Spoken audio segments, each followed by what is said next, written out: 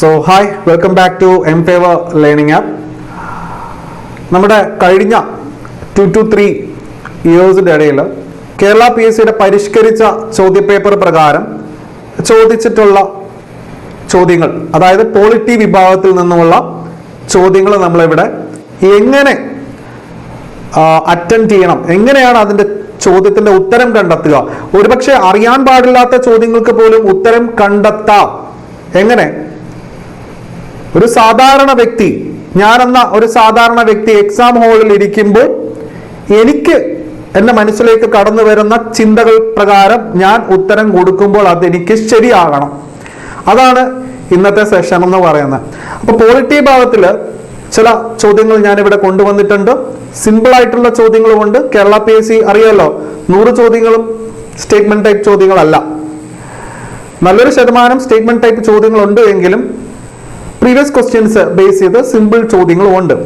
അപ്പോൾ എന്നോടൊപ്പം നിങ്ങളും ചിന്തിക്കുക, ചോദ്യത്തിനുള്ള ഉത്തരങ്ങൾ കണ്ടെത്താൻ സാധിക്കുന്നുണ്ടോ ഇല്ലയോ എന്നുള്ളത്.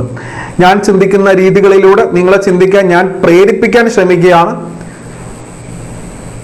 10 ദിവസം എൻ്റെ കൂടെ ഉണ്ടെങ്കിൽ എന്നെ പോലെ ആകും നിങ്ങൾ. ഓക്കെ, അപ്പോൾ നമുക്ക് നോക്കിയാലോ, കാര്യത്തിലേക്ക് കടന്നാലോ?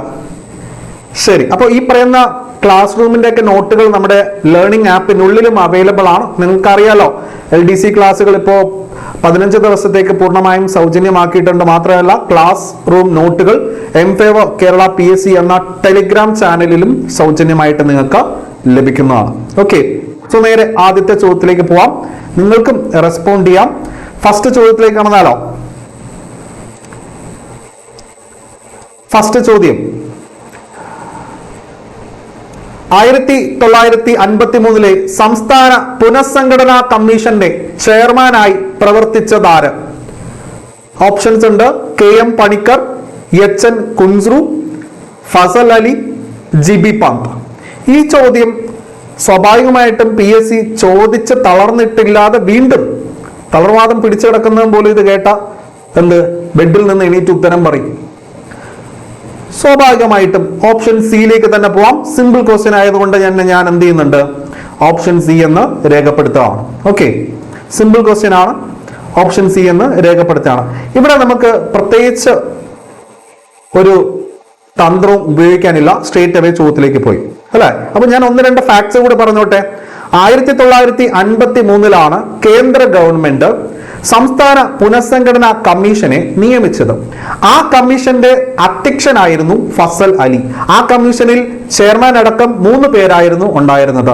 ഫസൽ അലി, ഓപ്ഷൻ എ വന്നിരിക്കുന്ന KM പണിക്കർ മലയാളി, അതുപോലെ ഓപ്ഷൻ ബിയിൽ കാണുന്ന HN കുൻസ്രു. അപ്പോൾ നമ്മുടെ കമ്മീഷന്റെ തലവൻ ഫസൽ അലി ആണെങ്കിലും അതിൽ ഉണ്ടായിരുന്ന മലയാളി അംഗം സർദാർ KM പണിക്കർ, മറ്റൊരംഗം HN കുൻസ്രു. അപ്പൊ ആരാണ് GB പന്ത്? കേരള PSCയുടെ പഴയകാല ചോദ്യ പേപ്പർ എടുത്ത് നോക്കിയാൽ GB പന്തിനെ കുറിച്ചുള്ള സ്ട്രേറ്റ് ചോദ്യം നിങ്ങൾക്ക് കാണാൻ സാധിക്കും. ഉത്തർപ്രദേശിന്റെ ആദ്യ മുഖ്യമന്ത്രി അതാണ് ഗോവിന്ദ് ബല്ലഭ് പന്ത് എന്ന GB പന്ത്. അപ്പോ സംസ്ഥാന പുനഃസംഘടനാ കമ്മീഷൻ രൂപവൽക്കരിക്കപ്പെട്ടത് 1953. ആരാണത് രൂപവൽക്കരിച്ചത്? കേന്ദ്ര സർക്കാർ. സംസ്ഥാന പുനഃസംഘടനാ കമ്മീഷൻ അവരുടെ റിപ്പോർട്ട് സമർപ്പിച്ച വർഷം 1955. 2 വർഷം കൊണ്ട് അവര് റിപ്പോർട്ട് സമർപ്പിച്ചു. ഈ പറയുന്ന റിപ്പോർട്ടിന്റെ അടിസ്ഥാനപ്പെടുത്തിയാണ് പാർലമെന്റ് സംസ്ഥാന പുനഃസംഘടനാ നിയമം 1956 പാസാക്കി. അത് പ്രകാരം കേരളം ഒരു പുതിയ സംസ്ഥാനമായി രൂപവൽക്കരിക്കപ്പെട്ടു. അപ്പോ സംസ്ഥാന പുനഃസംഘടനാ കമ്മീഷൻ രൂപവൽക്കരിക്കപ്പെട്ട വർഷം 1953 ആണ്. റിപ്പോർട്ട് സമർപ്പിച്ചത് 1955 ആണ് എങ്കിൽ സംസ്ഥാന പുനഃസംഘടനാ നിയമം നിലവിൽ വന്നത് 1956 നവംബർ 1. ഇതുവരെയുള്ള കാര്യങ്ങളൊക്കെയാണ്. ശരി, അപ്പോൾ സംസ്ഥാന പുനഃസംഘടനയെ കുറിച്ച് വ്യക്തമായ ക്ലാസ് വരുന്നുണ്ട്, ഞാനത് ചെയ്യാം. ഇപ്പോൾ ഇത്രയും മതി. രണ്ടാമത്തെ ചോദ്യത്തിലേക്ക് പോയാലോ? ചോദ്യം നോക്കാം.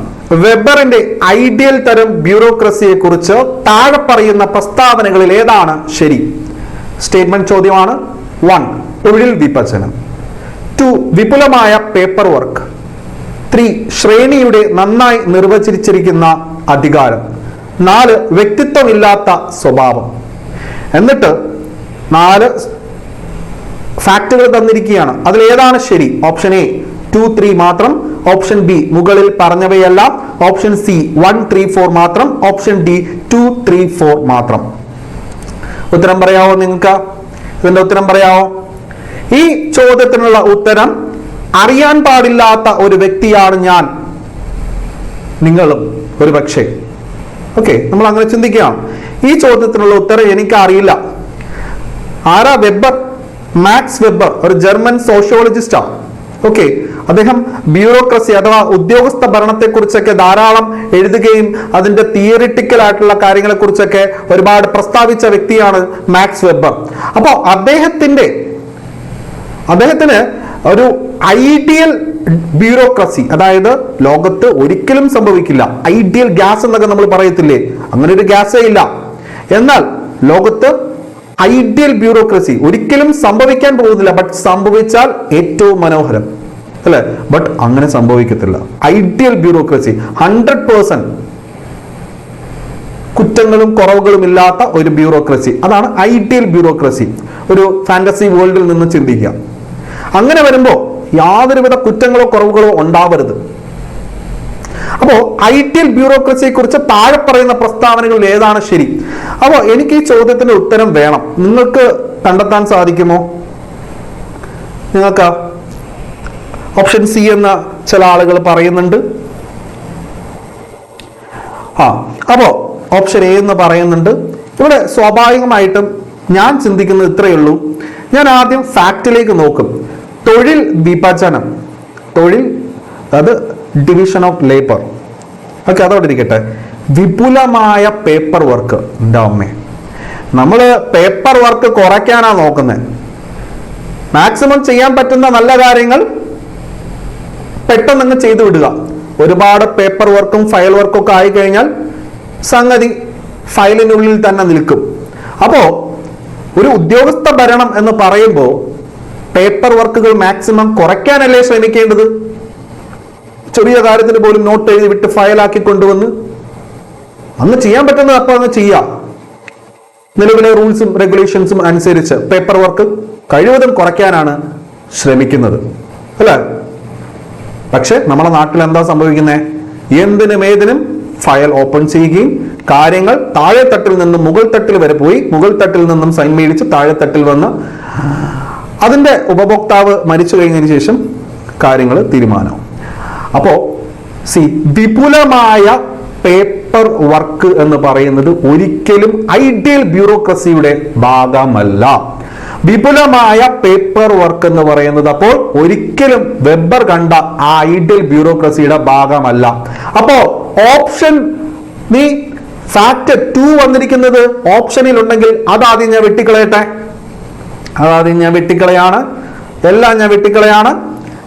ഓപ്ഷൻ എ വെട്ടിക്കളയാം, 2, 3 മാത്രം. ഓപ്ഷൻ ബി മുകളിൽ പറഞ്ഞവയെല്ലാം 2 വെട്ടിക്കളാം. Option D 2, 3, 4. ഇനി എന്റെ മുന്നിലുള്ള ഉത്തരം എനിക്ക് എന്റെ തല ഉപയോഗിച്ച് ഞാൻ കണ്ടെത്തി. ഇങ്ങനെ കണ്ടെത്തിക്കൂടാ നമുക്ക്?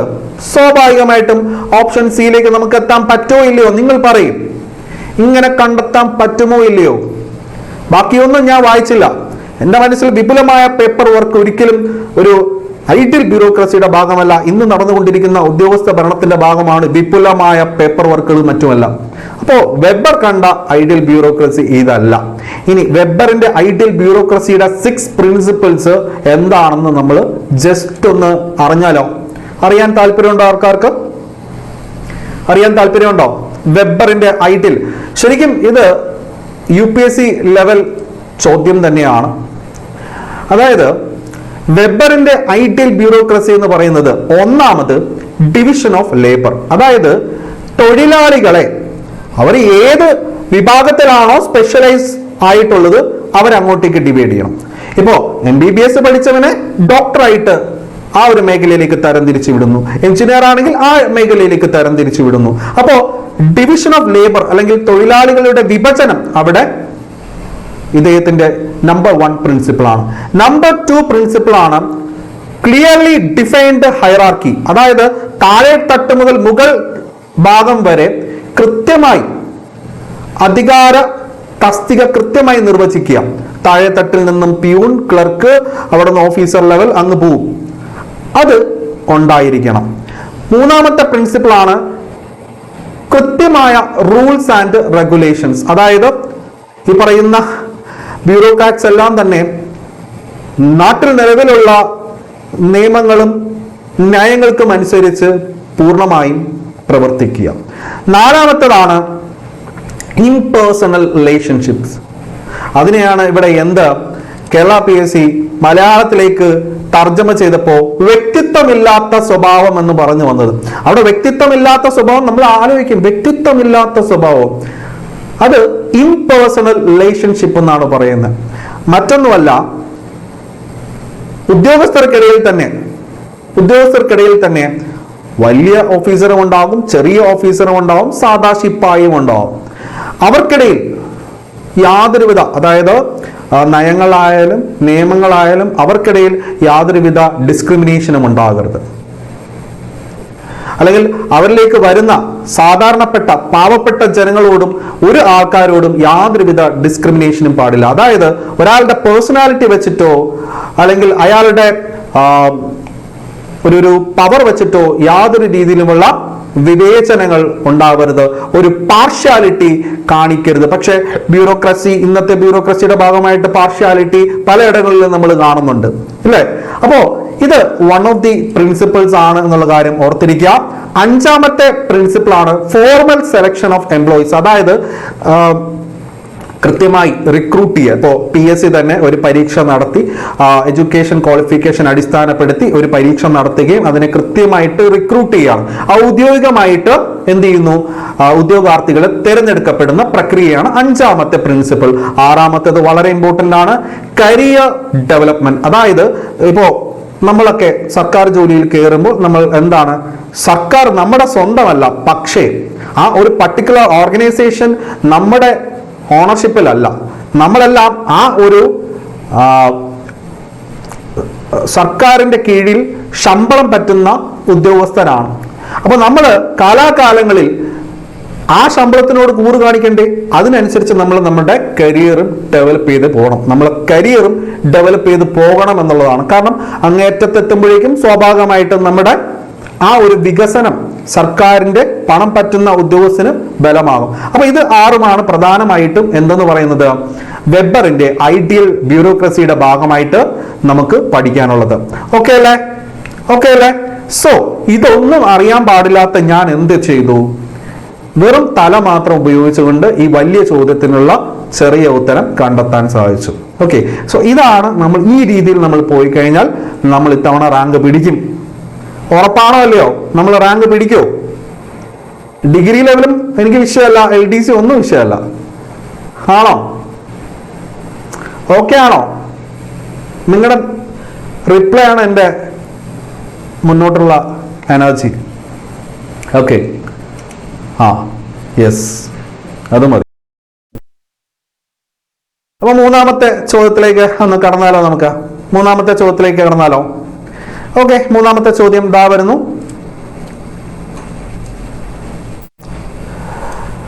മനുഷ്യാവകാശങ്ങളും മനുഷ്യത്വരഹിത തെറ്റുകളും എന്ന പുസ്തകത്തിന്റെ രചയിതാവ് ആരാണ്?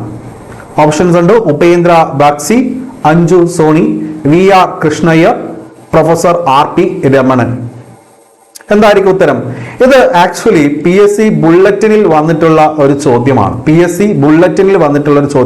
നമുക്ക് എല്ലാവർക്കും അറിയാം, മുൻ ജഡ്ജിയും നമ്മുടെ EMSന്റെ ആദ്യ മന്ത്രിസഭയിൽ മിനിസ്റ്റർ കൂടിയായിരുന്ന VR കൃഷ്ണയ്യർ.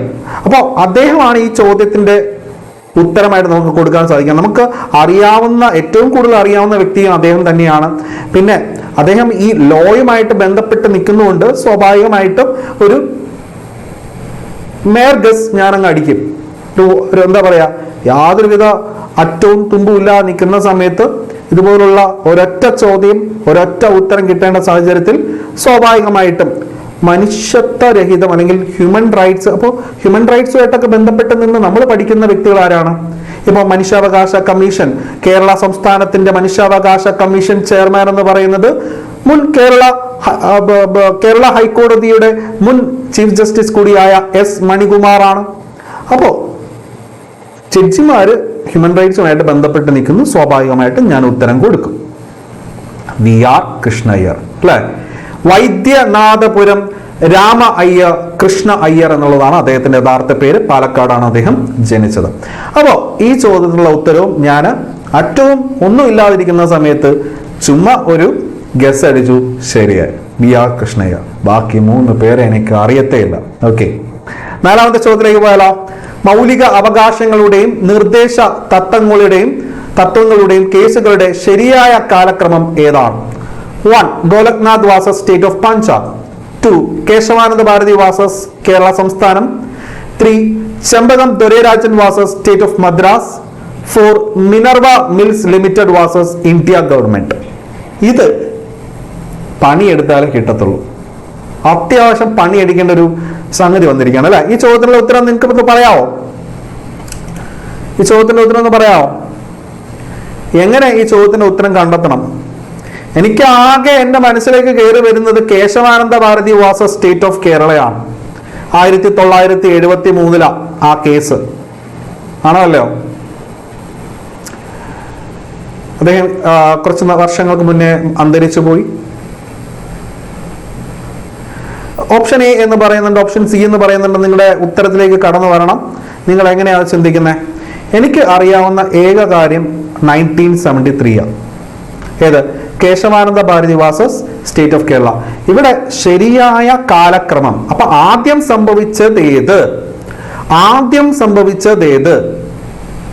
രണ്ടാമത് സംഭവിച്ചത് ഏത്, 3, 4 അങ്ങനെയാണ് പോകുന്നത്. അപ്പോൾ 1973 കേശവാനന്ദ ഭാരതി വാസസ് കേരള സംസ്ഥാനം എന്നുള്ളത് നമ്മൾ കണ്ടു. അപ്പോൾ സ്വാഭാവികമായിട്ട് നമ്മുടെ മനസ്സിൽ ചിന്തിക്കും. ഇനി അടുത്ത ഞാൻ ചിന്തിക്കാൻ പോകുന്നത് Golaknath versus state of Punjab, Minerva Mills Limited versus India government. ഇത് രണ്ടും ഞാൻ എവിടെയോ വായിച്ചിട്ടുണ്ട്. ഇതിലേതോ ഒന്ന് കേശവാനന്ദ ഭാരതിക്ക് മുന്നേ വന്നതാണ്. കാരണം മെയിനായിട്ട് നമ്മൾ പഠിച്ചിരിക്കുന്ന Keshavananda Bharati versus state of കേരളയാണ്. 1973 കേസാണ്. അതിന് മുന്നേ ഏതോ ഒരു സംഭവം വന്നിട്ടുണ്ട്. ഞാൻ കേട്ടിട്ടുണ്ട് ഗോലക്നാഥ് അല്ലെങ്കിൽ മിനർവ മിൽസ് ആയിരിക്കണമെന്ന ചിന്തയോടുകൂടിയാണ് ഞാനിപ്പോൾ നിൽക്കുന്നത്. അപ്പൊ എന്റെ മനസ്സിൽ വന്നു ഓപ്ഷൻ 2 എന്ത് ചെയ്യത്തില്ല, ഉത്തരമായിട്ട് ആദ്യം വരത്തില്ല. അപ്പോൾ ഞാൻ എന്ത് ചെയ്യാം, ഓപ്ഷൻ 2 ആയിട്ടുള്ള ഈ സി വെട്ടിക്കളഞ്ഞു. 2143 എന്നുള്ളത് ഞാൻ വെട്ടിക്കളഞ്ഞു. ഇനി എൻ്റെ മനസ്സിൽ ലഡ്ഡു പൊട്ടണമെങ്കിൽ ഭയങ്കരമായിട്ട് പണി ചെയ്യേണ്ടി വരും. ഇവിടെ ഞാൻ സ്റ്റക്കാണ് അല്ലെ. നിങ്ങൾ സ്റ്റക്കാണോ? പക്ഷെ ഇവിടെ നമുക്ക് ഇന്ത്യൻ കോൺസ്റ്റിറ്റ്യൂഷന്റെ ഏറ്റവും പ്രധാനപ്പെട്ട കേരള PSCയുടെ 2018 ഡിഗ്രി ലെവൽ പരീക്ഷയ്ക്ക് ചോദിച്ച ഒരു ചോദ്യമുണ്ട്. എന്താണെന്നറിയാവോ ആ ചോദ്യം? പ്രീവിയസ് ഇയർ ക്വസ്റ്റ്യൻ എടുത്തിട്ടുള്ള ഉദ്യോഗാർത്ഥികൾക്ക് ആ ചോദ്യത്തിനുള്ള ഉത്തരം കിട്ടും. നമ്മുടെ ഭരണഘടന അമെൻഡ് ചെയ്യാൻ സാധിക്കുമോ? ഭരണഘടനയെ ഭേദഗതി ചെയ്യാൻ സാധിക്കുമോ? സത്യമായിട്ടും സാധിക്കും. ഭരണഘടനാ ഭേദഗതി ബില്ലിങ്ങിനെ ഒരുപാട് സംഭവിച്ചുകൊണ്ടിരിക്കുകയാണ് അല്ലെ. ഇപ്പൊ തന്നെ ഭരണഘടനാ ഭേദഗതി ബില്ല് നടത്തി വനിതകൾക്ക് ലോക്സഭയിലും സംസ്ഥാന ലെജിസ്ലേറ്റീവ് അസംബ്ലിയിലും എല്ലാം റിസർവേഷൻ നൽകുകയും ഒക്കെ ചെയ്തിട്ടുണ്ട്. അതിന്റെ അടിസ്ഥാനത്തിൽ തന്നെ നമ്മൾ പറയുന്നു ഭരണഘടനയെ നമുക്ക് ഭേദഗതി ചെയ്യാം. പക്ഷേ കേരള PSCയുടെ ഒരു സുപ്രധാന ഒരു ചോദ്യമായിരുന്നു ഒന്നാം ഭരണഘടന ഭേദഗതി ചെയ്യുന്നതിന് ആസ്പദമായ കേസ്. എന്താണ്? ഒന്നാം ഭരണഘടന ഭേദഗതി നിയമം ഇന്ത്യയിൽ പാസ്സാക്കുന്നതിന് ആസ്പദമായ കേസ് എന്ന് പറഞ്ഞിട്ട് ഒരു ചോദ്യം വന്നിട്ടുണ്ടായിരുന്നു. ആ ചോദ്യം പ്രീവിയസ് ഇയർ ക്വസ്റ്റ്യൻസ് ഒക്കെ നമ്മൾ നോക്കിയിട്ടുണ്ടെങ്കിൽ ഇവിടെ നമ്മൾ ബബ്ബ അടിക്കത്തില്ല. ഇല്ലെങ്കിൽ നമ്മളിവിടെ സിംഗിൾ സ്റ്റോപ്പിൽ അങ്ങ് നിൽക്കും. കൊടുക്കുന്ന ഉത്തരം ചിലപ്പോൾ തെറ്റിപ്പോകും. അപ്പോ 1951 ഇന്ത്യൻ ഭരണഘടന ആദ്യമായിട്ട് ഭേദഗതി ചെയ്യപ്പെട്ടത്. അതിന് കാരണമായ ആസ്പദമായ കേസാണ് option 3 Champakam Dorairajan versus state of Madras. Okay, Champakam Dorairajan versus state of Madras. അപ്പൊ അതെനിക്ക് ഓർമ്മയുണ്ടായിരുന്നെങ്കിൽ എനിക്ക് ഇവിടെ ചോദ്യത്തിനുള്ള ഉത്തരം കൊടുക്കാൻ പറ്റത്തില്ലേ? പക്ഷേ എൻ്റെ കഷ്ടകാലത്തിന് റാങ്ക് ഫെയിലൊന്നും ഞാനിത് കണ്ടിട്ടില്ല. അപ്പോൾ റാങ്ക് ഫെയിൽ വെച്ച് പഠിക്കുന്നവർക്ക് ഇവിടെ എന്ത് കിട്ടും? പണി കിട്ടും. ഓക്കെ, സോ നമുക്കിവിടെ ശ്രദ്ധിക്കാം. അപ്പോൾ ഓപ്ഷൻ 3 ആദ്യം വരുന്നത് എവിടെയാ? ഓപ്ഷൻ 3 ആദ്യം വരുന്നത് ഡി, 3, 1, 2, 4. ഓക്കെ, 3 ആദ്യം വന്നു, പിന്നെ നോക്കേണ്ട ആവശ്യമില്ല, ബാക്കിയെല്ലാം അതിന് ശേഷമേ ഉള്ളൂ എന്നുള്ള കാര്യം അറിയാം. ഇവിടെ എനിക്ക് അതിൻ്റെ സഹായം വേണ്ടി വന്നു, പ്രീവിയസ് ഇയർ ക്വസ്റ്റ്യൻ്റെ സഹായം വേണ്ടി വന്നു. അല്ലാതെ വരുമ്പോഴേക്കും ഞാനിവിടെ സ്റ്റക്കായി പോകും. അതുകൊണ്ടാണ് ഞാൻ പറയുന്നത് നമ്മുടെ ക്ലാസ് നോട്ടുകളെല്ലാം തന്നെ പ്രീവിയസ് ഇയർ ക്വസ്റ്റ്യൻസും അതുപോലെ തന്നെ കേരള PSCയുടെ പുതിയ പാറ്റേൺ പ്രകാരം എല്ലാം കൂടി മെർജ് ചെയ്ത് ഏറ്റവും ഈസിയസ്റ്റ് ആയിട്ടുള്ള വേയിലാണ് വരുന്നത്. ഈ പറയുന്ന 1951 കേസ് എന്താണെന്ന് അറിയാവോ നിങ്ങൾക്ക്? വളരെ വേഗം പറഞ്ഞു പോകാം. ചെമ്പകം Dorairajan versus state of Madras 1951. ഈ കേസിനെ അടിസ്ഥാനപ്പെടുത്തി ഒരു പ്രധാനപ്പെട്ട വിഷയമുണ്ട്, കാസ്റ്റ് റിസർവേഷൻ. അതായത് മദ്രാസിൽ 1927 തന്നെ കാസ്റ്റ് റിസർവേഷൻ നടപ്പിലാക്കിയിരുന്നു. ഇന്ത്യ സ്വാതന്ത്ര്യം ലഭിച്ചതിന് ശേഷവും ഇന്ത്യ റിപ്പബ്ലിക് ആയതിനു ശേഷവും ആ പറയുന്ന കാസ്റ്റ് റിസർവേഷൻ അതേപടി മുന്നോട്ട് പോയിരുന്ന അവസരത്തിൽ മദ്രാസ് ഹൈക്കോടതി ഇടപെട്ട് ആ കാസ്റ്റ് റിസർവേഷൻ നിർത്തലാക്കി. അതിനെ സുപ്രീം കോടതി ശരിവെച്ചു. ഓക്കെ, അതായിരുന്നു ആദ്യത്തെ കേസ്. ഫണ്ടമെന്റൽ റൈറ്റ്സും DPSPയും തമ്മിൽ ഉണ്ടാവുന്ന ഒരു കോൺട്രഡിക്ഷൻ. ഓക്കെ, ആർട്ടിക്കിൾ 29 എതിരായിട്ട് എന്നുള്ള രീതിയിൽ, അത് നമുക്ക് ഇനി അതിലോട്ട് കൂടുതൽ പോകണ്ട, ഇത്ര മാത്രം പറഞ്ഞാൽ മതി കാസ്റ്റ് റിസർവേഷനുമായിട്ട് ബന്ധപ്പെട്ട്. ഇനി അതിനുശേഷം വരുന്നത് Golaknath versus state of Punjab, അതായത് 1967. ഇതെന്താണെന്ന് അറിയാവോ? ആർക്കെങ്കിലും അറിയാവോ? Golaknath versus state of Punjab വളരെ ഇമ്പോർട്ടൻ്റ് ആയിട്ടുള്ള, ഒരുപക്ഷെ നമ്മൾ ഇതെല്ലാ റാങ്ക് ഫെയിലും കാണും, എവിടെ പോയാലും നമുക്ക് കാണാൻ സാധിക്കുന്നതാണ്. പക്ഷെ എന്നെ പെട്ടെന്ന് ഞാൻ എക്സാം ഹാളിൽ ഇരുന്നപ്പോൾ എനിക്ക് ഉത്തരം കിട്ടിയില്ല എന്ന് വിചാരിക്കാം. അപ്പോൾ നമ്മൾ ഉത്തരത്തിലേക്ക് വരണം. അതായത് പാർലമെന്റിന് ഒരു കാരണവശാലും മൗലിക അവകാശങ്ങളെ വെട്ടിനിരത്താൻ പാടില്ല എന്ന ഒരു സുപ്രീം കോടതി വിധിയാണ് ഗോലക്നാഥ് കേസിൽ നമ്മൾ കണ്ടത്. അതായത് പാർലമെന്റിന് യാതൊരുവിധ കാരണവശാലും ഫണ്ടമെന്റൽ റൈറ്റ്സിനെ തൊടാൻ അവകാശമില്ല. ഫണ്ടമെന്റൽ റൈറ്റ്സിനെ അമെൻഡ് ചെയ്യാൻ, ശ്രദ്ധിക്കണം, ഫണ്ടമെന്റൽ റൈറ്റ്സ് ഭരണഘടനയുടെ ഭാഗം 3 മൗലിക അവകാശങ്ങൾ വരുന്നത്.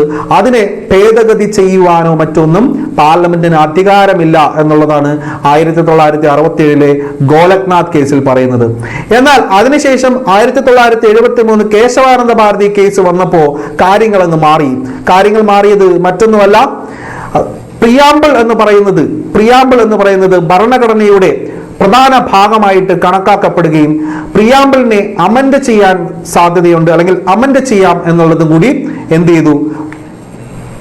ഈ പറയുന്ന സുപ്രീം കോടതി കേസിലൂടെ പറയപ്പെട്ടു. അതായത് പ്രിയാമ്പിൾ ഭരണഘടനയുടെ ഏറ്റവും അവിഭാജ്യ ഘടകമാണ്. പ്രിയാമ്പിളിനെ എന്ത് ചെയ്യാം? ഭേദഗതി ചെയ്യാം. മാത്രമല്ല ഏറ്റവും പ്രധാനമായിട്ട് ശ്രദ്ധിക്കേണ്ട ഒരു കാര്യം, ഭരണഘടനയുടെ അടിസ്ഥാന സ്വഭാവത്തെ ശ്രദ്ധിക്കണം. ഭരണഘടനയുടെ അടിസ്ഥാന സ്വഭാവം അല്ലെങ്കിൽ ബേസിക് സ്ട്രക്ചറിനെ യാതൊരു രീതിയിലും സ്പോയിൽ ചെയ്യാതെ ഭരണഘടനയെ എവിടെ വേണമെങ്കിലും എന്ത് ചെയ്യാം? പാർലമെന്റിന് ഭേദഗതി ചെയ്യാം. അപ്പൊ ശ്രദ്ധിക്കണം, ഗോലക്നാഥ് കേസിൽ പറയുന്നത് പാർലമെന്റിന് ഫണ്ടമെന്റൽ റൈറ്റ്സിൽ തൊടാൻ യാതൊരുവിധ അവകാശമില്ല, ഫണ്ടമെന്റൽ റൈറ്റ്സിൽ യാതൊരുവിധ ഭേദഗതിയും കൊണ്ടുവരാൻ അവകാശമില്ല എന്ന് പറഞ്ഞ അവസരത്തിൽ നിന്നും 1973 കേശവാനന്ദ ഭാരതി കേസിൽ വന്നപ്പോൾ എന്ത് സംഭവിച്ചു? പ്രിയാമ്പിളിനെ ഭരണഘടനയുടെ അവിഭാജ്യ ഘടകമായി അംഗീകരിച്ചു. പ്രിയാമ്പിൾ വേണമെങ്കിൽ അമെൻഡ് ചെയ്യാം, ഭരണഘടനയെ വേണമെങ്കിൽ പാർലമെന്റിന് എവിടെ വേണമെങ്കിൽ അമെൻഡ് ചെയ്യാം. പക്ഷേ എന്ത് ചെയ്യാൻ പാടില്ല? ഭരണഘടനയുടെ അടിസ്ഥാന സ്വഭാവത്തെ നശിപ്പിക്കാൻ പാടില്ല.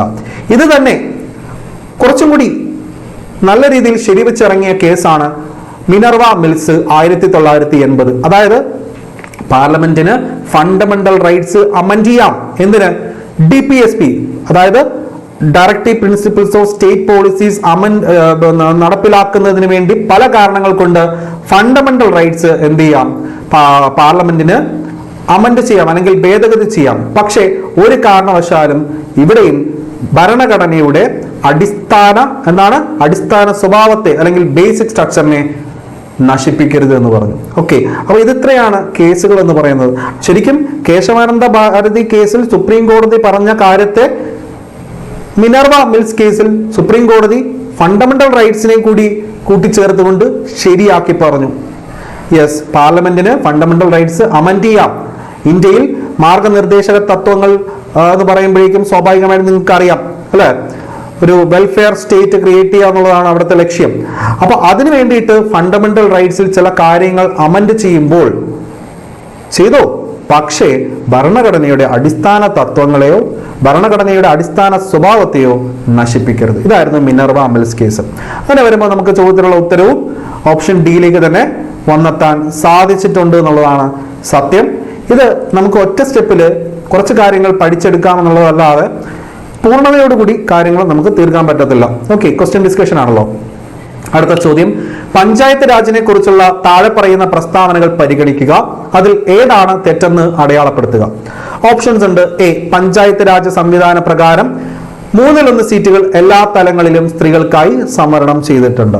ബി, പഞ്ചായത്ത് രാജ് ഭരണഘടനയുടെ 12ാം ഷെഡ്യൂളുമായി ബന്ധപ്പെട്ടിരിക്കുന്നു. സി, ഗ്രാമസഭയുടെ മേൽനോട്ടത്തിലാണ് ഗ്രാമപഞ്ചായത്ത് പ്രവർത്തിക്കുന്നത്. ഡി, ഇന്ത്യയിൽ ആദ്യമായി പഞ്ചായത്ത് രാജ് സംവിധാനം നടപ്പിലാക്കിയ സംസ്ഥാനമാണ് രാജസ്ഥാൻ. നിങ്ങൾ ഏത് ഉത്തരത്തിലേക്ക് കടന്നു വരും? പറയാം, നിങ്ങൾ ചിന്തിക്കാം. എൻ്റെ മനസ്സിൽ എനിക്ക് എപ്പോഴും ലൈക്ക് നമ്മൾ എക്സാം ഹോളിൽ ഇരിക്കുകയാണ്, ഓക്കെ, ചിന്തിക്കുകയാണ്. പഞ്ചായത്ത് രാജ് സംവിധാന പ്രകാരം 1/3 സീറ്റുകൾ എല്ലാ തലങ്ങളിലും സ്ത്രീകൾക്കായി സംവരണം ചെയ്തിട്ടുണ്ട് എന്ന് പറയുമ്പോൾ ഞാൻ കേരളത്തിലാണ് ജീവിക്കുന്നത്. ഇവിടെ പഞ്ചായത്ത് തെരഞ്ഞെടുപ്പിൽ സ്ത്രീകൾക്ക് 50% റിസർവേഷൻ ഇല്ലേ? അപ്പൊ ഈ പറഞ്ഞിരിക്കുന്ന 1/3 അല്ലേ തെറ്റ് എന്ന് പറഞ്ഞ് ഓപ്ഷൻ എ അടിക്കുന്നവന്മാരുണ്ട് എങ്കിൽ അവന്മാര് എടുത്തുചാട്ടക്കാരന്മാരാണ്. കാരണം ഓപ്ഷൻ ബി നിങ്ങൾ വായിക്കുന്നില്ല. പഞ്ചായത്ത് രാജ് ഭരണഘടനയുടെ 12ാം ഷെഡ്യൂളുമായി ബന്ധപ്പെട്ടിരിക്കുന്നു. തെറ്റ്. ഇതാണ് ഇവിടെ നമ്മൾ ഉത്തരമായിട്ട് കൊടുക്കുന്നത്. എന്താണ്? ആദ്യമേ തന്നെ ഇത് എന്തുകൊണ്ട് തെറ്റ് എന്ന് പറയാം. ഭരണഘടനയിൽ ആകെ 12 പട്ടികകൾ അഥവാ ഷെഡ്യൂളുകളാണുള്ളത്. അതിൽ ഷെഡ്യൂൾ 11 പഞ്ചായത്ത് രാജുമായി ബന്ധപ്പെട്ട് വരുന്നത്. ഷെഡ്യൂൾ 12 നഗരപാലിക നിയമം അല്ലെങ്കിൽ മുനിസിപ്പാലിറ്റിയുമായി ബന്ധപ്പെട്ട് വരുന്നതാണ് ഷെഡ്യൂൾ 12 എന്ന് പറയുന്നത്. അപ്പോ ഇവിടുത്തെ ഉത്തരം ഓപ്ഷൻ ബി അല്ലേ?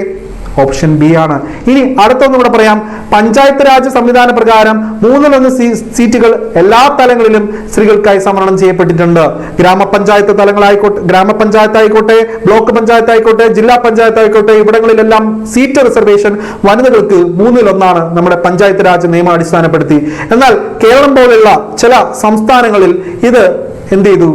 50% കൊണ്ടുവന്നു. അതുകൊണ്ടാണ് ഇവിടെ 50%. ഓൾ ടുഗദർ നമ്മുടെ രാജ്യത്ത് പഞ്ചായത്ത് രാജ് നിയമപ്രകാരം 1/3 ഉള്ളൂ. പക്ഷെ കേരളത്തിൽ അത് 50% മാറ്റി എന്നുള്ളത് കൊണ്ടാണ് നമ്മളത് കൃത്യമായിട്ട് ചിന്തിക്കാതെ ഉത്തരം കൊടുത്താൽ അവിടെ തെറ്റും. യെസ്, ഗ്രാമസഭയുടെ മേൽനോട്ടത്തിലാണ് ഗ്രാമപഞ്ചായത്ത് പ്രവർത്തിക്കുന്നത്. ശരിയാണ്. ഇന്ത്യയിൽ ആദ്യമായി പഞ്ചായത്ത് രാജ് സംവിധാനം നടപ്പിലാക്കിയ സംസ്ഥാനം രാജസ്ഥാനാണ്. അതെ, 1959 അല്ലെ, ഒക്ടോബർ 2 രാജസ്ഥാനിലെ നഗൗർ ജില്ലയിൽ വെച്ച് നെഹ്റുവാണ് അത് ഉദ്ഘാടനം ചെയ്തത് അല്ലെ. അപ്പോ പഞ്ചായത്ത് രാജ് നിയമവുമായി ബന്ധപ്പെട്ട് വരുന്ന ഭരണഘടനാ ഭേദഗതി ഏതാണ്? അത് വളരെ ഇമ്പോർട്ടന്റ് ആണ്. പഞ്ചായത്ത് രാജുമായി ബന്ധപ്പെട്ട് വരുന്ന ഭരണഘടനാ ഭേദഗതി വളരെ ഇമ്പോർട്ടന്റ് ആണത്.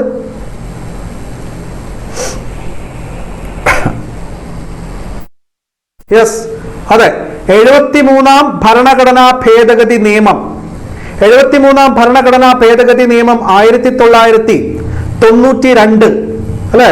പക്ഷെ ആ നിയമം ഇന്ത്യയിൽ പ്രാബല്യത്തിൽ വന്നത് 1993 ഏപ്രിൽ 24 ദേശീയ പഞ്ചായത്ത് രാജ് ദിവസമാണ് ഏപ്രിൽ 24.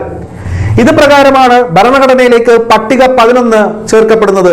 പട്ടിക 11 പ്രകാരം പഞ്ചായത്തുകൾക്ക് അവകാശപ്പെട്ട അധികാരങ്ങളുടെ എണ്ണം എന്ന് പറയുന്നത് ഈ പറയുന്ന 11ാമത് പട്ടികയിൽ അടയാളപ്പെടുത്തിയിട്ടുണ്ട്.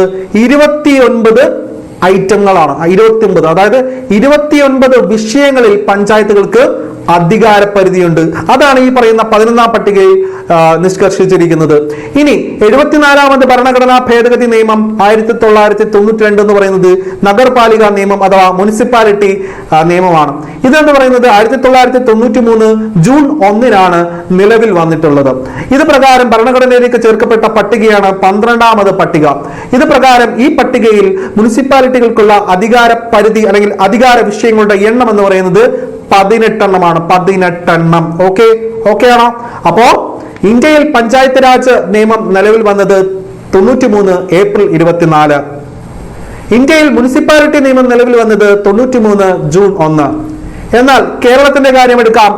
കേരള പഞ്ചായത്ത് രാജ് നിയമം നിലവിൽ വന്നത് 94 ഏപ്രിൽ 23. ശ്രദ്ധിക്കുക, ഒരു വർഷം കൃത്യം മാറി വരികയാണ്. 1994 ഏപ്രിൽ 23 കേരളത്തിൽ കേരള പഞ്ചായത്ത് രാജ് നിയമം നിലവിൽ വരുന്നത്. കേരള മുനിസിപ്പാലിറ്റി നിയമം നിലവിൽ വരുന്നതോ 1994 മെയ് 30. കേട്ടോ? അപ്പോ ആ വർഷങ്ങൾ ഒന്ന് മനസ്സിലാക്കി വെക്കുക, വെരി ഇമ്പോർട്ടന്റ് ആണ്. ഓക്കെ അല്ലേ? അപ്പോ ഇത്രയും കാര്യങ്ങളാണ്. ശരി, ഇനി അടുത്ത ചോദ്യത്തിലേക്ക് പോവാം. ബാഹ്യ ആക്രമണങ്ങളിൽ നിന്നും ആഭ്യന്തര അസ്വസ്ഥതകളിൽ നിന്നും എല്ലാം സംസ്ഥാനങ്ങളെയും സംരക്ഷിക്കുക എന്നത് യൂണിയന്റെ കടമയാണ് എന്ന് ഇന്ത്യൻ ഭരണഘടനയിലെ താഴെ പറയുന്ന ആർട്ടിക്കിളുകളിൽ ഏതാണ്? 325, 354, 353, 355. പറയാം. ഇത് നമ്മൾ എന്താണ് ശ്രദ്ധിക്കേണ്ട കാര്യമാണ് അല്ല? ഇതിന്റെ ഉത്തരം എന്തായിരിക്കും? എന്തായാലും എനിക്കറിയാം, നമ്മൾ എമർജൻസി അഥവാ അടിയന്തരാവസ്ഥയുമായിട്ട് ബന്ധപ്പെട്ട് പഠിക്കുമ്പോൾ സ്വാഭാവികമായിട്ട് എൻ്റെ മനസ്സിലേക്ക് വരുന്നത് 352 ദേശീയ അടിയന്തരാവസ്ഥ, 356 പ്രസിഡന്റ് അഥവാ രാഷ്ട്രപതി ഭരണം, 360 സാമ്പത്തിക അടിയന്തരാവസ്ഥ. അപ്പോൾ ആ 350 റേഞ്ച് പിടിച്ച് നമുക്ക് ഉത്തരം കൊടുക്കാം. അങ്ങനെയാണെങ്കിൽ ഓപ്ഷൻ എ വരില്ല. ഓപ്ഷൻ ബി ആണോ, സി ആണോ, ഡി ആണോ എന്നുള്ളത് നിങ്ങൾ പറയുക. ആർട്ടിക്കിൾ 352 എന്ന് പറയുന്നത് ദേശീയ അടിയന്തരാവസ്ഥയാണ്. അപ്പോ 353 എന്ന് പറയുന്നത് എന്താണ്? 353 എന്ന് പറയുന്നത് ദേശീയ അടിയന്തരാവസ്ഥ സമയത്ത് കേന്ദ്രം എന്ത് ചെയ്യും? കേന്ദ്രത്തിന് സംസ്ഥാന വിഷയങ്ങളിൽ, ഇപ്പോൾ നമുക്കറിയാം ഷെഡ്യൂൾ 7 പട്ടിക 7 എന്ന് പറയുമ്പോൾ എന്താണ്? ലിസ്റ്റുകളാണ്. Union list, state list, concurrent list. ഈ സ്റ്റേറ്റ് ലിസ്റ്റിൽ സാധാരണഗതിയിൽ കേന്ദ്രത്തിന് കയറി ഇടപെടാൻ പറ്റത്തില്ല. എന്നാൽ അടിയന്തരാവസ്ഥ കാലഘട്ടത്തിൽ സ്റ്റേറ്റ് ലിസ്റ്റിലും കയറി ഇടപെടാനുള്ള അധികാരം ആർക്ക് കിട്ടുന്നു? കേന്ദ്രത്തിന് കിട്ടുന്നു. ആർട്ടിക്കിൾ 353 പ്രകാരം. ആർട്ടിക്കിൾ 354 എന്താണ്? ദേശീയ അടിയന്തരാവസ്ഥ സമയത്ത് കേന്ദ്രവും സംസ്ഥാനവും തമ്മിലുള്ള വരുമാന വിഹിതം വെട്ടിച്ചുരുക്കാനോ അല്ലെങ്കിൽ കൂട്ടാനോ കുറയ്ക്കാനോ ഒക്കെയുള്ള കേന്ദ്രത്തിന്റെ അവകാശമാണ് 354. അപ്പോൾ 355 ഈ പറയുന്ന ചോദ്യത്തിന്റെ ഉത്തരമായിട്ട് നമ്മൾ കാണേണ്ടത്. ഓക്കെ അല്ലേ? എന്താ 325? എന്താ 325? എല്ലാവർക്കും അറിയാം. ആർട്ടിക്കിൾ 326 അറിയാം, സാർവത്രിക വോട്ടവകാശം എന്ന് പറയുന്നത് പോലെ 325 എന്ന് പറഞ്ഞാൽ ഒരു ഇലക്ട്രൽ റോളിൽ ഒരാൾക്ക് പേര് രജിസ്റ്റർ ചെയ്യുന്നതിന് അയാളുടെ ജാതിയോ മതമോ കളറോ സെക്സോ ഒന്നും ഒരു കാരണമായി എടുക്കരുത് എന്ന ഭരണഘടനാ നിർദ്ദേശമാണ് ആർട്ടിക്കിൾ 325 പറയുന്നത്. 326 സാർവത്രിക വോട്ടവകാശം. ഓക്കെ അല്ലേ? അടുത്ത ചോദ്യം. കേന്ദ്ര സർക്കാരിന്റെ നിർമ്മൽ ഗ്രാമ പുരസ്കാരം നേടിയ ആദ്യ പഞ്ചായത്ത് പീലിക്കോട് ഉൾപ്പെട്ട ജില്ല? കാസർഗോഡ്, കണ്ണൂര്, ഇടുക്കി, തൃശൂർ. കാസർഗോഡ് ജില്ല ഉള്ള ആൾക്കാർ ഉത്തരം അവരുടെ മനസ്സിൽ തന്നെ കണ്ടു കഴിഞ്ഞു. പീലിക്കോട് എന്ന് കേൾക്കുമ്പോൾ സ്വാഭാവികമായിട്ടും എനിക്ക് തെറ്റ് പറ്റാം, ഇടുക്കി ആണ് എന്ന് ഞാൻ ചിന്തിച്ചു പോകും. പക്ഷെ ഞാൻ പഠിച്ചിട്ടുണ്ട്, നിർമ്മൽ ഗ്രാം പുരസ്കാരത്തെ കുറിച്ച് ഞാൻ പഠിച്ചിട്ടുണ്ട്. എന്താണ് നിർമ്മൽ ഗ്രാം പുരസ്കാർ? കേന്ദ്ര സർക്കാർ നൽകുന്ന പുരസ്കാരമാണ്. ഏറ്റവും മികച്ച ശുചിത്വം നിലനിർത്തുന്ന സംഗതിയുമായി ബന്ധപ്പെട്ട് കേന്ദ്ര സർക്കാർ നൽകുന്ന ഒരു പുരസ്കാരമാണ് നിർമ്മൽ ഗ്രാം പുരസ്കാർ. നിർമ്മൽ പുരസ്കാർ ലഭിച്ച ആദ്യ സംസ്ഥാനം ആരെന്നറിയാവോ? സിക്കിമാണ്. എന്നാൽ കേന്ദ്ര സർക്കാരിന്റെ നിർമ്മൽ ഗ്രാമ പുരസ്കാരം നേടിയ ആദ്യ പഞ്ചായത്ത് അത് പക്ഷേ നമ്മുടെ കേരളത്തിലെ കാസർഗോഡുള്ള പീലിക്കോടാണ്. ഓക്കെ, ഓപ്ഷൻ എ ആണ് ശരി ഉത്തരം. ഓക്കെ, അത് കിട്ടി. അടുത്ത ചോദ്യം വരാം.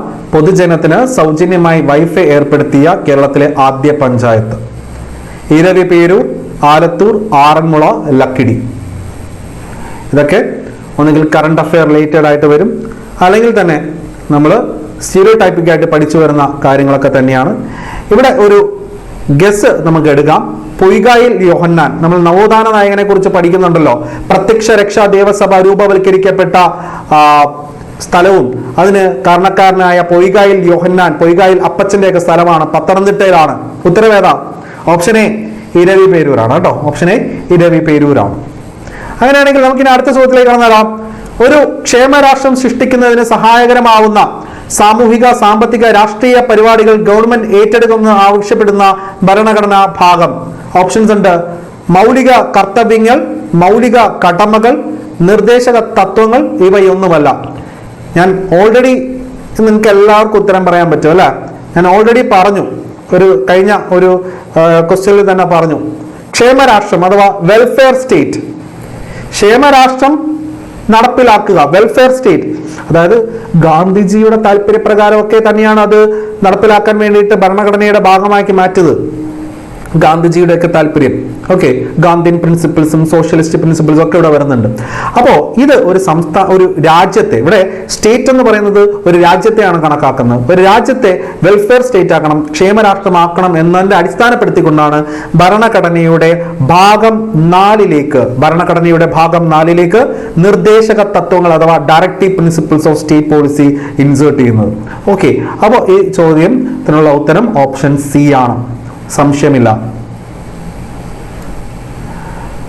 ഓക്കെ, ഇനി ഇത് നമ്മൾ ചിന്തിക്കണം. ചോദ്യത്തിലേക്ക് വരാം. താഴെ പറയുന്നതിൽ സ്വാതന്ത്ര്യത്തിനുള്ള അവകാശം എന്ന മൗലിക അവകാശവുമായി ബന്ധപ്പെട്ട ആശയം ഏത്? Option A. ശ്രദ്ധിക്കണം, ഇതുപോലുള്ള ചോദ്യങ്ങൾ വലിയ ചോദ്യമായിട്ട് അവസാനം ചെയ്യാമെന്ന് പറഞ്ഞു വെച്ചിരിക്കും. സിമ്പിളാ. മതഭാഷാ ന്യൂനപക്ഷങ്ങൾക്ക് സ്വന്തം ഇഷ്ടപ്രകാരം വിദ്യാഭ്യാസ സ്ഥാപനങ്ങൾ ആരംഭിക്കാനുള്ള അവകാശം. ബി. സ്വതന്ത്രമായി ഏത് മതത്തിലും വിശ്വസിക്കുന്നതിനും ആചരിക്കുന്നതിനും പ്രചരിപ്പിക്കുന്നതിനുമുള്ള അവകാശം. സി.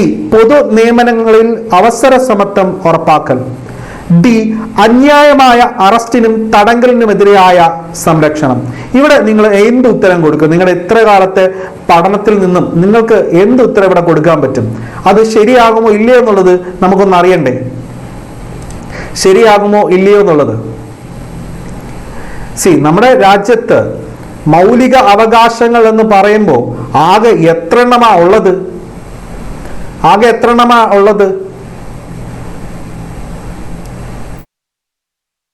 6 എണ്ണമാണോ 7 എണ്ണമാണോ?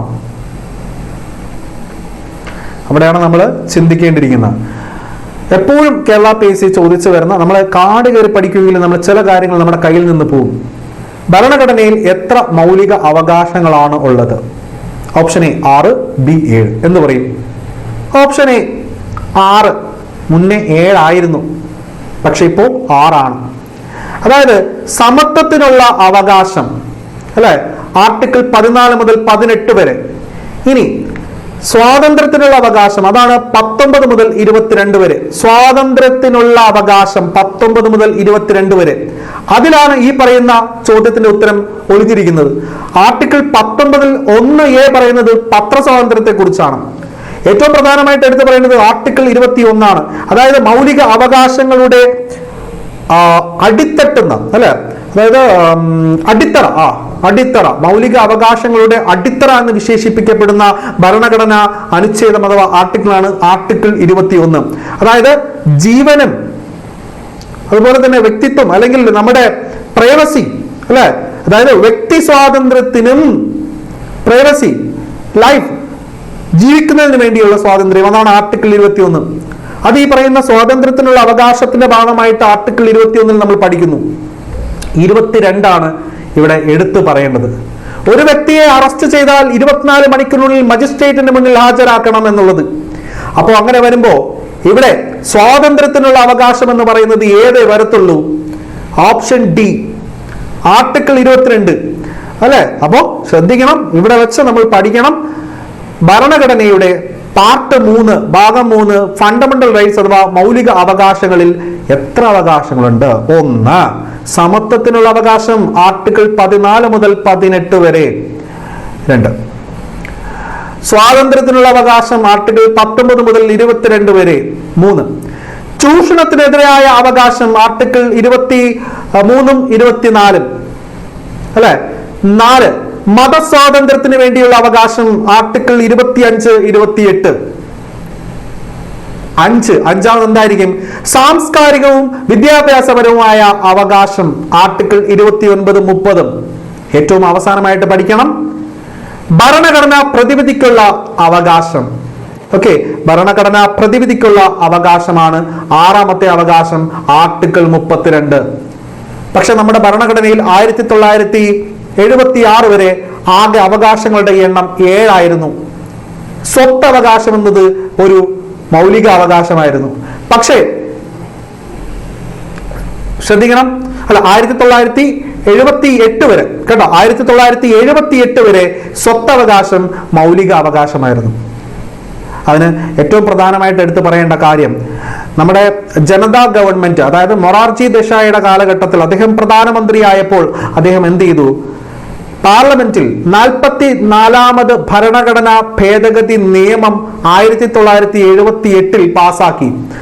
ആയതിന്റെ അടിസ്ഥാനത്തിൽ ഒരു സംഗതി സംഭവിച്ചു. അതായത് അതേവരെ സ്വത്തവകാശം മൗലിക അവകാശങ്ങളായി നിലനിന്നു. സ്വത്തവകാശത്തെ മൗലിക അവകാശങ്ങളിൽ നിന്നും എടുത്ത് പിഴുതെറിഞ്ഞു. അതൊരു സാധാ നിയമ അവകാശമാക്കി മാറ്റി. അപ്പോ നൗ റൈറ്റ് ടു പ്രോപ്പർട്ടി അഥവാ സ്വത്തവകാശം ഒരു മൗലിക അവകാശമല്ല, ഒരു ഫണ്ടമെന്റൽ റൈറ്റ് അല്ല. പക്ഷെ അതൊരു കോൺസ്റ്റിറ്റ്യൂഷണൽ റൈറ്റ് തന്നെയാണ്, ഒരു ഭരണഘടനാ അവകാശം തന്നെയാണ്. പക്ഷെ ഭരണഘടനയുടെ മൗലിക അവകാശങ്ങളിൽ പെടുന്നില്ല. കാരണം 44ാമത് ഭരണഘടനാ ഭേദഗതി നിയമം 1978 സ്വത്തവകാശത്തെ മൗലിക അവകാശങ്ങളിൽ നിന്നും എടുത്തെറിഞ്ഞ് നേരെ ആർട്ടിക്കിൾ 300A കൊണ്ടുവച്ചു. ആർട്ടിക്കിൾ 300A എന്ന് പറയുന്നത് എന്താണ്? ഇന്നിപ്പോ സ്വത്തവകാശം ഒരു നിയമ അവകാശമാക്കി മാത്രം മാറ്റി. Now right to property is a legal right but still constitutional right. കാരണം കോൺസ്റ്റിറ്റ്യൂഷനിലെ ആർട്ടിക്കിൾ 300A പ്രകാരമല്ല ഇപ്പോഴും നിൽക്കുന്നത്. അപ്പോൾ നമുക്ക് ഈ ചോദ്യത്തിനുള്ള ഉത്തരം ഈസി ആയിട്ട് കൊടുക്കാമല്ലോ. ഓക്കെ അല്ലേ? ഓക്കെ അല്ലേ? സോ ഓപ്ഷൻ ഡി കൊടുക്കാം.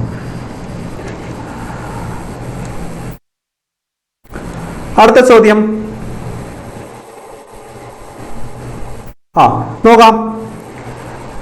ഇന്ത്യൻ ഭരണഘടന വിഭാവനം ചെയ്തിരിക്കുന്ന പാർലമെന്ററി ജനാധിപത്യ ഭരണ സമ്പ്രദായത്തോട് യോജിക്കാത്ത പ്രസ്താവന ഏത് എന്നുള്ളതാണ്. ശ്രദ്ധിക്കാം. ജനങ്ങൾ തങ്ങളുടെ പ്രതിനിധികളെ പ്രായപൂർത്തി വോട്ടവകാശത്തിലൂടെ തിരഞ്ഞെടുക്കുന്നു. അപ്പോൾ ശ്രദ്ധിക്കണം, ഇന്ത്യൻ ഭരണഘടന വിഭാവനം ചെയ്തിരിക്കുന്ന പാർലമെന്ററി ജനാധിപത്യ ഭരണ സമ്പ്രദായം, നമ്മുടെ പാർലമെന്ററി ജനാധിപത്യ ഭരണ സംവിധാനം നമ്മൾ കടമെടുത്തത് പോലും ബ്രിട്ടനിൽ നിന്നാണ്. ആണോ അല്ലയോ? ആണോ അല്ലയോ? പ്രധാനമന്ത്രിയാണ് നമ്മുടെ ഭരണ തലവനായിട്ട് നിലകൊള്ളുന്നത് പാർലമെന്ററി സമ്പ്രദായത്തിൽ. അപ്പോ ഇവിടെ യോജിക്കാത്ത പ്രസ്താവന, ജനങ്ങൾ തങ്ങളുടെ പ്രതിനിധികളെ പ്രായപൂർത്തി, നിങ്ങൾ ഉത്തരം പറയും. രണ്ടാമത്തെ ഓപ്ഷൻ ഞാൻ പറയാം, ബി. ഇന്ത്യയിൽ പാർലമെന്ററി ഭരണ സമ്പ്രദായ പ്രകാരം കേന്ദ്രത്തിലും സംസ്ഥാനങ്ങളിലും ദ്വിമണ്ഡല സഭ നിലകൊള്ളുന്നു. സി. തിരഞ്ഞെടുക്കപ്പെട്ടവർ ചേർന്ന് ഒരു ജനപ്രതിനിധി സഭയായി പ്രവർത്തിക്കുന്നു. ഡി. നിയമനിർമ്മാണമാണ് ജനപ്രതിനിധി സഭയുടെ പ്രധാന ചുമതല. അപ്പോ ഇതിൽ യോജിക്കാത്ത സംഗതി ഏതാണെന്നുള്ളതാണ് നിങ്ങൾ ഉത്തരം പറയേണ്ടത്. ഉത്തരം വരട്ടെ, ഉത്തരം വരട്ടെ. സിമ്പിളായിട്ട് നമ്മുടെ മൂള ഉപയോഗിച്ചാൽ നമുക്ക് ഉത്തരം കിട്ടും അല്ലെ? ഓപ്ഷൻ എല്ലാവരും വരട്ടെ. ഓപ്ഷൻ ബി അല്ലെ? നോക്ക്, ഓപ്ഷൻ ബി. ഇന്ത്യയിൽ പാർലമെന്ററി ഭരണ സമ്പ്രദായ പ്രകാരം കേന്ദ്രത്തിലും സംസ്ഥാനങ്ങളിലും ദ്വിമണ്ഡല സഭ നിലകൊള്ളുന്നു. കേരളത്തിലുണ്ടോ? കേരളത്തിലുണ്ടോ? കേന്ദ്രത്തിൽ ലോക്സഭ, രാജ്യസഭ, അധോസഭയും ഉപരിസഭയുമായിട്ട് ലോക്സഭയും രാജ്യസഭയുണ്ട്. കേരളത്തിലുണ്ടോ? അപ്പൊ അത് മാൻഡേറ്ററി അല്ല, അത് മാൻഡേറ്ററി ആയിട്ടുള്ള ഒരു കാര്യമല്ല. ഓക്കെ, എന്നാൽ ബീഹാർ പോലുള്ള ഇടങ്ങളിൽ ദ്വിമണ്ഡല സഭ ഉണ്ട് താനും. അപ്പോ ഇവിടെ യോജിക്കാത്ത പ്രസ്താവന, ഒരു പാർലമെന്ററി ജനാധിപത്യ ഭരണ സമ്പ്രദായത്തിൽ എന്ത് ചെയ്യുക, കേന്ദ്രത്തിലും സംസ്ഥാനങ്ങളിലും ദ്വിമണ്ഡല സഭ നിർബന്ധമായും വേണമെന്ന് ഇല്ല. പക്ഷെ നമ്മുടെ രാജ്യത്ത് എന്ത് ചെയ്യുന്നു, കേന്ദ്രത്തിൽ ദ്വിമണ്ഡല സഭയുണ്ട്, സംസ്ഥാനങ്ങളിൽ ചില തിരഞ്ഞെടുക്കപ്പെട്ട സംസ്ഥാനങ്ങളിൽ അല്ല, ബീഹാർ ആണെങ്കിലും കർണാടക ആണെങ്കിലും അവിടങ്ങളിലൊക്കെ ഈ പറയുന്ന അധോസഭയും ഉപരിസഭയും ഒക്കെ ഉണ്ട്. ഓക്കെ, അപ്പോൾ ഓപ്ഷൻ ബി ആണ് നമ്മുടെ ചോദ്യത്തിന്റെ ഉത്തരം. ഇനി അടുത്ത ചോദ്യം, ഇന്ത്യൻ ഭരണഘടനയുമായി ബന്ധപ്പെട്ട് ശരിയായ പ്രസ്താവനകൾ ഏവ? 1. ലോകത്തിലെ ഏറ്റവും വലിയ എഴുതപ്പെടാത്ത ഭരണഘടന. 2. ഭരണഘടനാ ഡ്രാഫ്റ്റിംഗ് കമ്മിറ്റിയുടെ ചെയർമാൻ ഡോക്ടർ BR അംബേദ്കർ ആയിരുന്നു. സി. സ്വതന്ത്രമായ നീതിന്യായ വ്യവസ്ഥ ഉറപ്പുവരുത്തുന്നു. 4. 6 മൗലിക അവകാശങ്ങൾ ഉൾക്കൊള്ളുന്നു. ഈ ചോദ്യത്തിന്റെ ഉത്തരം പറഞ്ഞേ.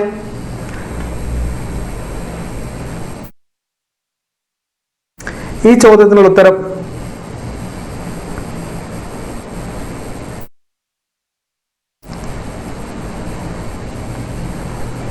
എല്ലാവരും ഇവിടെ നമുക്ക് ചിന്തിച്ചൂടെ? ഞാൻ കുറച്ചു നേരം മുന്നേ പറഞ്ഞ കാര്യങ്ങൾ വരെ ഇതിൻ്റെ അകത്ത് വന്നിട്ടുണ്ട്. ഓപ്ഷൻ ബി, ഓപ്ഷൻ സി എന്ന് പറയുന്നു സൂര്യ, റസീന, ലക്ഷ്മി, എല്ലാവരും ഓപ്ഷൻ സിയിൽ. ഒരാൾ ഓപ്ഷൻ സി പറഞ്ഞ ബാക്കി എല്ലാവരും അതിലോട്ട് പോകും അല്ലേ? നമുക്ക് നോക്കാം ഓപ്ഷൻ സി ആണോ എന്നുള്ളത് നമുക്ക് നോക്കാം. ഫസ്റ്റ് ഓഫ് ഓൾ, ലോകത്തിലെ ഏറ്റവും വലിയ എഴുതപ്പെടാത്ത ഭരണഘടന. എഴുതിയത് കൊണ്ടാണല്ലോ മക്കളെ നമ്മൾ കുത്തിയിരുന്ന് വായിച്ച് പഠിച്ച് അല്ലെ പരീക്ഷയ്ക്ക് പോകുന്നത്. ലോകത്തിലെ ഏറ്റവും വലിയ എഴുതപ്പെട്ട ഭരണഘടനയായിട്ട് മാറി നമ്മുടെ ഇന്ത്യയുടെ അല്ല. അപ്പോ ഇത് ശരിയായ പ്രസ്താവനയാണോ? അല്ല, ഇത് തെറ്റായ പ്രസ്താവനയാണ്. അപ്പോൾ ഇന്ത്യൻ ഭരണഘടനയുമായി ബന്ധപ്പെട്ട് ശരിയായ പ്രസ്താവനയിൽ ഓപ്ഷൻ 1 ഇല്ലാത്ത സംഗതി കണ്ടെത്തുക. ഓക്കെ, എയിൽ ഒന്നുണ്ട്, പിന്നെ ബിയും സിയും ഡിയും മാത്രമേ നമ്മുടെ മുന്നിലുള്ളൂ അല്ലെ. ഇതില് 2 വായിച്ചു നോക്കേ. ഡ്രാഫ്റ്റിംഗ് കമ്മിറ്റിയുടെ ചെയർമാൻ ഡോക്ടർ BR അംബേദ്കർ ആയിരുന്നു. ശരി, ഏത് കൊച്ചുകുട്ടികൾക്കും അറിയാം. ഇനി നമ്മുടെ ഇന്ത്യൻ ഭരണഘടന സ്വതന്ത്രമായ നീതിന്യായ വ്യവസ്ഥ, സുപ്രീം കോടതി, ഹൈക്കോടതി എന്നിവയ്ക്ക് സ്വതന്ത്രമായ ഒരു നിലനിൽപ്പാണ് ഭരണഘടന കൊടുത്തിട്ടുള്ളത് അല്ലെ. നീതിന്യായ വ്യവസ്ഥ ശരിയാണ്. ഇനി 6 മൗലിക അവകാശങ്ങൾ ഉൾക്കൊള്ളുന്നു. തൊട്ടു മുന്നേ പറഞ്ഞതേ ഉള്ളൂ. അപ്പോ ഓപ്ഷൻ സി ആണ് ഇവിടെ ശരിയായ ഉത്തരം കണ്ടെത്താൻ സാധിക്കും. അപ്പോൾ അതിൽ നിങ്ങൾ ജയിച്ചിരിക്കുകയാണ്. അടുത്ത ചോദ്യത്തിലേക്ക് പോയാലോ. മൗലിക കർത്തവ്യങ്ങളുമായി ബന്ധപ്പെട്ട് ചുവടെ ചേർക്കുന്ന പ്രസ്താവനകളിൽ ശരിയേത്? 1. മൗലിക കർത്തവ്യങ്ങൾ ഭരണഘടനയിലെ ഭാഗം 4A അഥവാ ആർട്ടിക്കിൾ 51A പ്രതിപാദിക്കുന്നു. 2. 86-ാം ഭേദഗതി മൗലിക കർത്തവ്യങ്ങളുമായി ബന്ധപ്പെട്ടതാണ്. 3. 11 മൗലിക കർത്തവ്യങ്ങളുണ്ട്. ഇനി നമുക്ക് ഓപ്ഷൻസിലേക്ക് പോകാം. A. only 2 and 3, B. only 1 and 3, C. only 1 and 2, D. all of the above. സത്യം പറഞ്ഞ ഇങ്ങനെയുള്ള ചോദ്യങ്ങളൊക്കെ കാണുമ്പോൾ നിങ്ങളിൽ പലരും കുറച്ചൊന്ന് ഭയക്കും. കാരണം സ്റ്റേറ്റ്മെന്റ് ചോദ്യങ്ങൾ അത്ര വശമില്ല എന്ന ചിന്തയാണ്. മറ്റൊന്നുമല്ലടാ, നമ്മൾ പഠിക്കുമ്പോൾ പഠിച്ചുകൊണ്ടേയിരിക്കും, കാട് കയറി പഠിക്കും അല്ലെ. ആനയെക്കുറിച്ച് പഠിച്ചാൽ ആനപ്പാപ്പാന്റെ പേരും ആനത്തോട്ടി എവിടെ നിന്ന് വാങ്ങിച്ചു എന്നുള്ള കാര്യത്തെക്കുറിച്ച് പോലും കുത്തിയിരുന്ന് പഠിക്കുന്നവരുണ്ട്. പക്ഷേ നമ്മൾ പഠിക്കുന്ന കാര്യങ്ങൾ ഒരു മോക്ക് ടെസ്റ്റോ അല്ലെങ്കിൽ പ്രീവിയസ് ഇയർ ക്വസ്റ്റ്യൻസോ ഒക്കെ ചെയ്ത് നോക്കി പരിചയപ്പെട്ടാലുണ്ടല്ലോ, കേരള PSC ഏത് ചോദ്യം നിങ്ങളെ കുഴപ്പിക്കാൻ വന്നാലും ആ ചോദ്യത്തിന് ഒരു പരിധിക്കപ്പുറം നിങ്ങൾക്ക് ഇടിച്ചു കയറി ഉത്തരം കണ്ടെത്താൻ സാധിക്കും. ഒന്നുമല്ല, നിങ്ങൾ പരാജയപ്പെട്ടു പോകില്ല, പതറിപ്പോകില്ല എന്നുള്ളതാണ്. ഇവിടെ നമുക്ക് നോക്കാം. മൗലിക, ഇത് എവിടെ എനിക്ക് സാധാരണ ഒരു വ്യക്തി എന്നുള്ള രീതിയിൽ അല്ലെങ്കിൽ സാധാരണ സ്റ്റുഡൻറ്, ഞാൻ ഒരു എക്സാം ഹോളിൽ ഇരിക്കുകയാണ്, എന്തൊക്കെയോ പഠിച്ചിട്ടുണ്ട്, എൻ്റെ മനസ്സിൽ എന്തൊക്കെയോ പഠിച്ചിട്ടുണ്ട്, ബട്ട് ഒന്നും അങ്ങോട്ട് കലങ്ങുന്നില്ല. എക്സാം ഹോളല്ലേ. അപ്പോൾ ഞാനിവിടെ ചിന്തിക്കുകയാണ് കേട്ടോ, നിങ്ങളിൽ ഒരാളായിട്ട്. മൗലിക കർത്തവ്യങ്ങൾ ഭരണഘടനയുടെ ഭാഗം 4A പ്രതിപാദിക്കുന്നു. യെസ്, അതെനിക്ക് അറിയാം. എനിക്ക് അതൊക്കെ അവിടം വരെ, ചില ആളുകൾക്ക് അവിടം വരെ അറിയാവും. ആർട്ടിക്കിൾസ് എന്ന് പറയുന്നത് 51A വരെ അറിയാവും, അല്ലെങ്കിൽ ഭാഗം എന്ന് പറയുന്നത് അവിടം വരെ അറിയാവും. ഭാഗം 3 ഫണ്ടമെന്റൽ റൈറ്റ്സ്, ഭാഗം 4 directive principles of state policy, ഭാഗം 4A ഫണ്ടമെന്റൽ ഡ്യൂട്ടീസ്, മൗലിക കർത്തവ്യങ്ങൾ എന്നുള്ള കാര്യം എനിക്കറിയാം. 51A ആർട്ടിക്കിളും അറിയാം, അവിടം വരെ എനിക്കറിയാവും. ഓക്കെ, ഇനി 2, 86-ാം ഭേദഗതി മൗലിക കർത്തവ്യങ്ങളുമായി ബന്ധപ്പെട്ടിരിക്കുന്നു. അതെങ്ങനെ ശരിയാവും അല്ലേ? അതങ്ങനെ ശരിയാവും ബായി. ഞാൻ പഠിച്ചിരിക്കുന്ന എൻ്റെ റാങ്ക് ഫെയിൽ അങ്ങനെ അല്ലല്ലോ. റാങ്ക് ഫെയിലിനെ കുറിച്ച് അല്ലെങ്കിൽ എന്നെ പഠിപ്പിച്ച സാർ അങ്ങനെയല്ലല്ലോ പറഞ്ഞേ. 42-ാമത് ഭേദഗതി നിയമം അല്ലേ, 42-ാമത് ഭരണഘടനാ ഭേദഗതി നിയമം 1976 മിനി കോൺസ്റ്റിറ്റ്യൂഷൻ എന്ന് അറിയപ്പെടുന്നു. ഇന്ദിരാഗാന്ധിയുടെ കാലഘട്ടത്തിൽ അല്ലെ, ആ അടിയന്തരാവസ്ഥയുടെ സമയത്ത് നടപ്പിലാക്കിയ ഭരണഘടനാ ഭേദഗതി നിയമം, ഏറ്റവും വലിയ ഭേദഗതി നിയമം, 42ാമത് ഭേദഗതി ഭരണഘടനാ ഭേദഗതി നിയമം 1976. ആ ഒരു ഭേദഗതി നിയമത്തിലൂടെ ഭരണഘടനയിലേക്ക് ഇൻസേർട്ട് ചെയ്യപ്പെട്ട ഒരു സാധനമല്ലേ പാർട്ട് 4A വരുന്ന ആർട്ടിക്കിൾ 51A ഫണ്ടമെന്റൽ ഡ്യൂട്ടീസ് അഥവാ മൗലിക കർത്തവ്യങ്ങൾ. അപ്പോൾ ഇവിടെ 86ാമത് ഭേദഗതി കൊണ്ടുവന്നിട്ട് നമ്മളെ പറ്റിക്കാന്ന് വിചാരിച്ചാൽ തെറ്റി.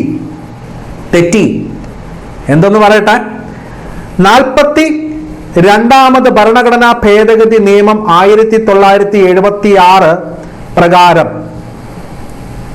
സ്വരൺ സിംഗ് കമ്മിറ്റിയുടെ ശുപാർശയിൽ അടിസ്ഥാനപ്പെടുത്തി ഇന്ത്യൻ ഭരണഘടനയിലേക്ക്, ശ്രദ്ധിക്കണം, ഏത് കമ്മിറ്റി? സ്വരൺ സിംഗ് കമ്മിറ്റി.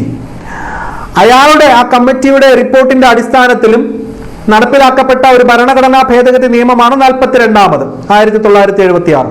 ഇത് പ്രകാരം ഭരണഘടനയിലേക്ക് 10 മൗലിക കർത്തവ്യങ്ങളെ ഇൻസേർട്ട് ചെയ്തു. ഭാഗം 4A ആർട്ടിക്കിൾ 51A, ആകെ 10 മൗലിക കർത്തവ്യങ്ങൾ, ഫണ്ടമെന്റൽ ഡ്യൂട്ടീസ്. എന്നാൽ നമ്മൾ പഠിക്കുമ്പോൾ എത്ര മൗലിക കർത്തവ്യങ്ങൾ ഉണ്ടെന്ന് ചോദിച്ചാൽ 11 എന്ന് പറയണം. അപ്പോ എവിടെയോ ഒന്ന് ചേർക്കപ്പെട്ടു.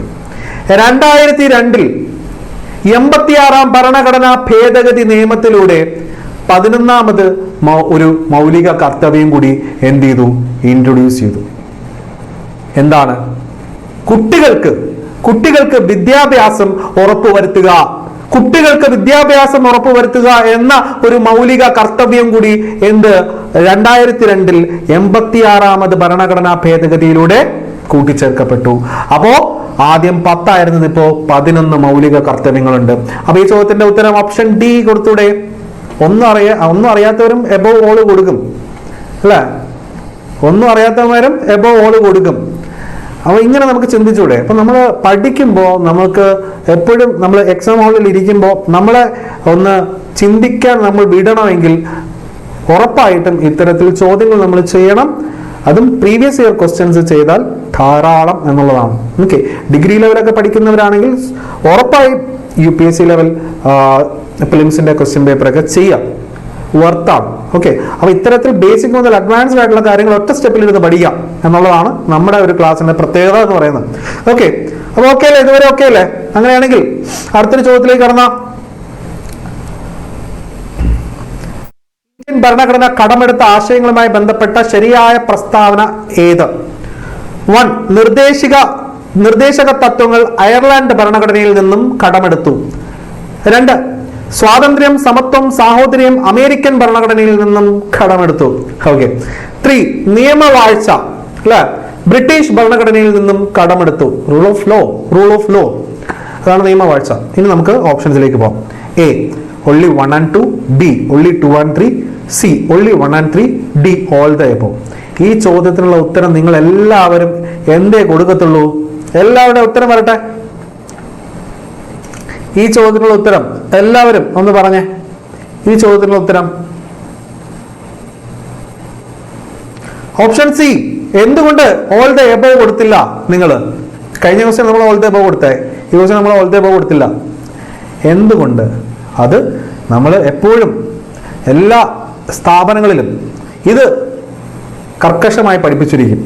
ഇതിന് ശേഷമുള്ളതൊന്നും ഇല്ലെങ്കിൽ കൂടി നിർദ്ദേശക തത്വങ്ങൾ അഥവാ directive principle of state policy അയർലൻഡിൽ നിന്നാണ് നമ്മൾ കടമെടുത്തത്. സ്വാതന്ത്ര്യം, സമത്വം, സാഹോദര്യം എന്നിവ എവിടെ നിന്നാ? ഫ്രാൻസിൽ നിന്നാണ് നമ്മൾ കടമെടുത്തിരിക്കുന്നത്, അമേരിക്കയിൽ നിന്നല്ല. നിയമവാഴ്ച, റൂൾ ഓഫ് ലോ, അതുപോലെ തന്നെ പാർലമെന്ററി നടപടികളും മറ്റുമെല്ലാം നമ്മൾ കടമെടുത്തിരിക്കുന്നത് ബ്രിട്ടനിൽ നിന്നാണ്. അപ്പോ 1 and 3 എന്നുള്ളതാണ് ഇവിടുത്തെ ശരിയായ ഉത്തരം. Option C. ഓക്കെ, സോ ഇത്രയും ചോദ്യങ്ങളാണ് നമുക്ക് ഇന്നത്തെ ഒരു ക്ലാസ്സിൽ ഡിസ്കസ് ചെയ്യാൻ ഉണ്ടായിരുന്നത്.